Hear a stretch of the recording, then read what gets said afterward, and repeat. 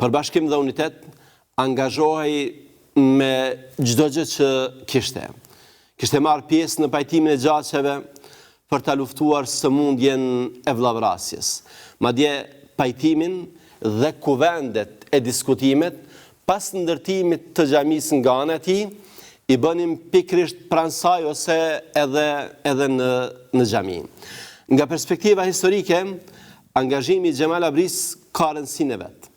Thirrja për pajtim vjen si kërkesë e lidhjes së Prizrenit, e cila kishte nuhatur rrezikun që na kanosej.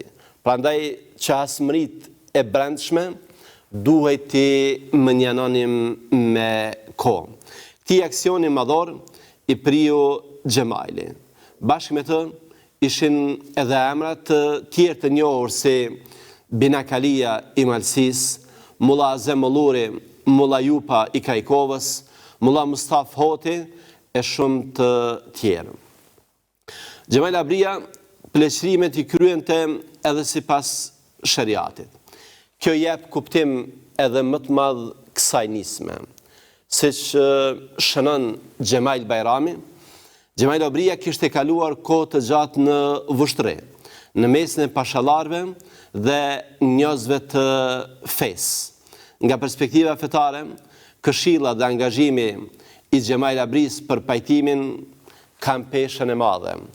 Ato na flasin për atë që ne në gjuhën fetare e quajmë sëmundje të rrezikshme, me të cilën janë sprovuar të tjerët, ndërsa ne jemi infektuar prej tyre.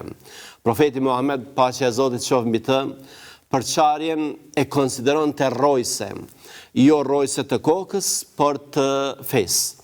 Në Kur'anin famadh, në kapitullin e Enfal, ajeti 46, Allahu i madhruar na urdhëron që të mos përçahemi, sepse përçarja na dobëson. Pra, porosia që urtari ynë jep për unitet është thellësisht fetare, e miratuar fuqishëm në mësimet kuranore dhe profetike.